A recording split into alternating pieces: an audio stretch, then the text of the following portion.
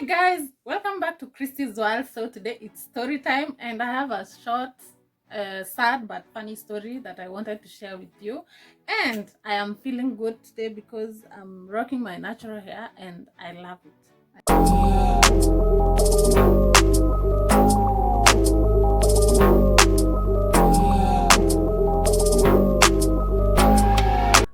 So thank you so much if you've subscribed to this channel. If you haven't, please do so. It's free of charge.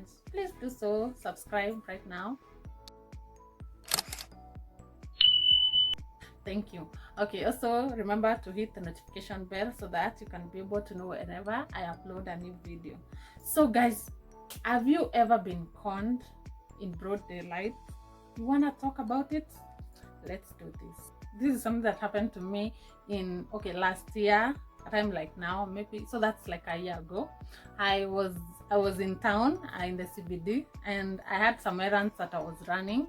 And what happened, I was walking along Kimathi Street, and someone was trying to talk to me, but she was a lady, a very innocent looking lady, and she was just walking beside me and trying even to talk to me. But somehow there's this thought at the back of most Kenyans' minds that if a stranger is trying to talk to you, somehow you try to avoid them, especially in this city. So I knew that, and actually I don't even talk to people in town. And this lady was just trying to talk to me. She was walking beside me. I remember I was carrying a laptop bag at my back, and it had some valuables, and I was holding my phone with my other hand. I had this habit of just walking holding my phone, and I've never even lost a phone, even though I usually walk holding my phone on my hand a lot of times. So this lady was just she was walking beside me and just like trying to talk to me. I couldn't hear what she was saying, so and she looked so innocent, so somehow I just thought maybe she's trying to tell me like my zip is open or something. So I turned back and I checked my bag. My bag was okay, so I was just like, okay, what are you trying to tell me? So I just continued walking, and as I walked I thought she was left behind, but no, she wasn't. She was still behind me, and she was just trying to tell me something. And at this point she just came closer and just told me, no, I've picked something up, and I'm afraid nimeokota kitu na naogopa. Told me it's for someone behind. I just told her, then you give it back to them. And she just continued like walking besides me, and all of a sudden I lost her. At some point I just lost her. So I walked, and I came to a point where there were street lights, and so I went and stood there. And the way you stand and wait for the road to clear, I was standing there, and someone came up to me, another lady. This one was she was not so innocent looking, but she was a bit talkative, and she just came and just told me, hey girl, that lady you're talking to, is it mkopamo, are you together? And I told her, no. At that point I had even forgotten that someone was speaking to me. I told her, no. And she told me, that lady, she has picked up something, and I've seen it, and I've tried to tell her to return it. And if you don't tell her to return it, you yourself, because you are together, then it means you're together and you're still together. And I know the guy whom this item belongs to, and I'm just going to tell him, because I can't stand to see him suffering. I've even seen him, he was left behind there trying to look for it, and I know that girl, you are together. Hey, I was like, what do you mean we were together? I don't even know her. So at this point this lady was speaking so confidently that you are together, and I'm even seeing the other guy who is looking for the items. That I've even asked him what he's looking for, because I had already seen that girl collecting it, and he told me he has lost some money for the company that he is working for, and he was just sent to the bank to deposit that money. And she told me, that lady, I can even see her, she's there crossing there.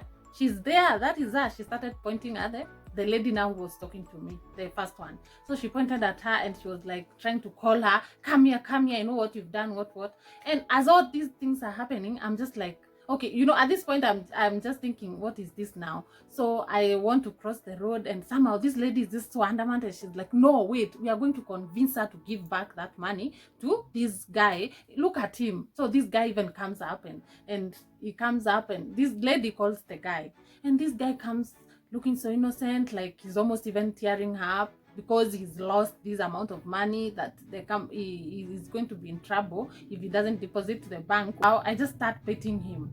I started having some pity on him, and I was now here for it. I was like, yeah, let's just tell this lady to just return the money back to this guy. So this lady comes back. She's holding a small bag, a sling bag, and this other one, the talkative one, is telling her, please give that money. And I know your sisters. I told her, no, first of all, we are not sisters or anything. Please, I'm not even in this. I don't even know her. And she told me, then you have to help me get back give back the money to this guy. So this guy is here, and now the girl says, okay, it's okay, sikuwa na ubaya. And this girl now, even this girl says, okay, then let me give back to you, but you see, it's not so safe to give it to you right now. So let's just go over there, let's just walk across and find somewhere where this guy tells me he wants me to be the mediator and give this money to the girl. He tells the girl, I'm going to just give you 5,000 from this money. Please give me the other 45,000. I'll find a way of recovering my 5,000. So please, I want you to help us give the money. So at this point, little did I know, I've already fallen into their trap. And also at this point, I don't have that free will, because I really wanted to, I knew where I was going, but at this point I'm not even able to just divert and go. And I'm feeling like, no, these people, where am I following these people? But at the same time, I don't even have the energy or the free will to just turn and just go to wherever I was going to. At this point, I'm just inside the whole circle thing, and they're just trying to convince me, no, you're the neutral one, you're the one who's going to supervise this girl as she goes, and you are the one who's going to take this money and give me the 45,000 and give her the 5,000. So I don't know, at this point I don't know what I was doing, honestly, because I was just confused. And we went together, and they told me, now this lady told me, you're going to give me your bag.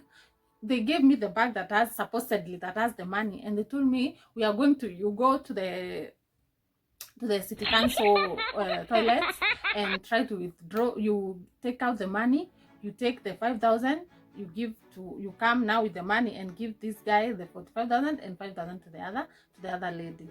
And at this point, I don't even know what I'm doing, because they are just like ordering me around. So she even took my bag, and I just give it to her freely. And then she gave me the smaller bag that supposedly has the money, and they told me, so we are going to wait for you here, you just go and separate the money and just come and give her, and we trust you, and please don't call any police or something. So I'm like, police wanatoka wapi sahi?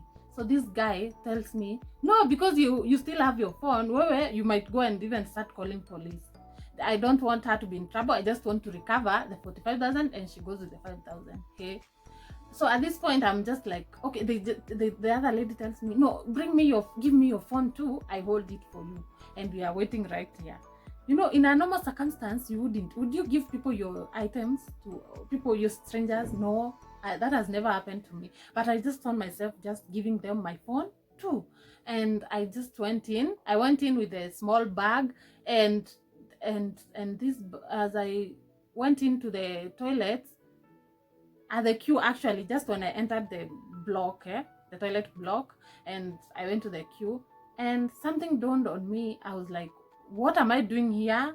Why do I have this purse with me? And yeah, my senses started coming back, and I ran outside so fast.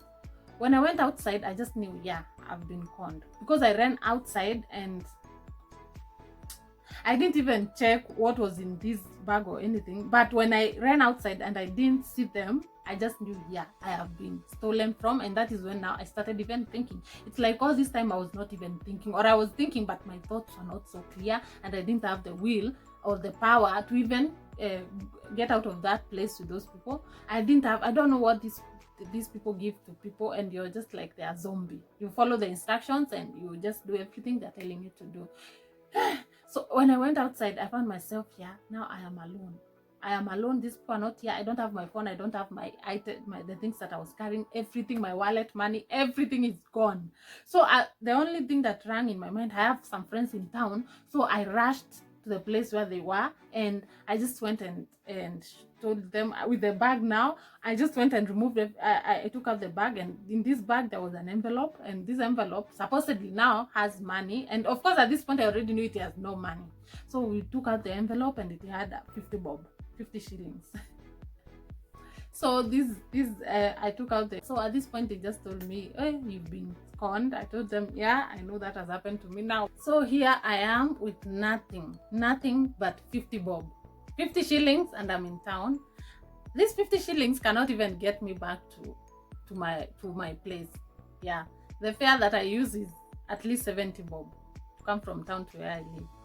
So now, at least because I have people that I knew in town, so they helped me. I was able to, luckily, I was able to replace my, to block my line. I called Safaricom and I blocked my line, and then I was able to get a new SIM card that I use now to withdraw some maybe cash and be able to get along with life. So I just that same day I went, actually everything that I was to do on that day, that is where it ended, because the next thing I was doing now is I went to the central police station to report theft, and to report, like, you know, when you've lost your ID card, you just go and your ID card, your SIM card and all that, you just go and report and get a police abstract so that you can be able now to replace your identity card. So that's what I went to do. That the whole day now I went to follow up with such things. I was able to get an abstract. And when I went to the police station, and they told me, these cases are on the rise. Every day we are receiving so many reports of the same story, people getting conned in that same style or in that similar style. And I think now they were even used to this thing of just people reporting being stolen from in town. So at this point I just, that I accepted and just went back. I was able to get another phone, and just, I was feeling so sad. And I remember that day, the whole of that week, I didn't step foot in town. I was traumatized. I have never had such a case before. Like, I've never been conned or stolen from in that manner. And you know, that I was still not, my head was not even clear. I was even sleepy. So you guys, I don't know what they give you, because the rest of the day I was feeling a bit sleepy. Even at night, I remember I slept and I had nightmares. The whole of that week I was a traumatized person. I was like haunted, for real. So this thing is not even, it's not even funny. Actually, it's a sad thing. And I know I've had so many stories of the similar thing happening to a lot of people. I don't know how they get so many people, and yet we still hear these stories. But from that day, I resolved never to talk to any stranger in town, because even after that day, on several other occasions, I've had people trying to talk to me in town, and I already now, because I know once bitten, twice shy, I don't even turn my head. I don't talk to anyone. Even if maybe you know me and you've seen me and you're calling me or something and I cannot see you, I don't know you. So maybe call me on phone or something. But when I'm in town, I'm walking straight. I'm going to do whatever I'm going to do and go back home. I don't idle around, and I'm just so careful. And everything that is around me, anyone around me, I'm so very careful. So guys, that is my short story of how I got conned in town. I know it has happened to a lot of people, and these things are still happening. It's a crazy world that we are living in, and it's a sad world.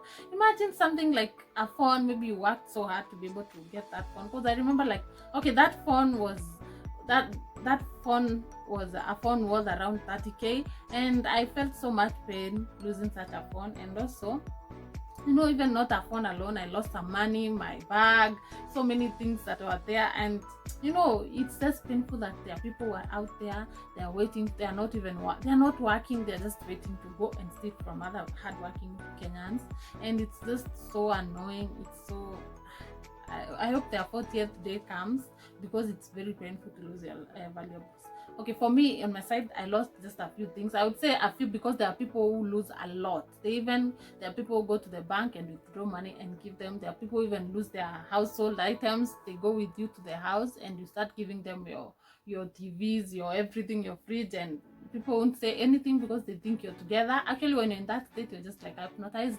You're just with them. You're even laughing and talking with them, and no one will suspect that they're stealing from you. So that's how they manage to steal from so many people.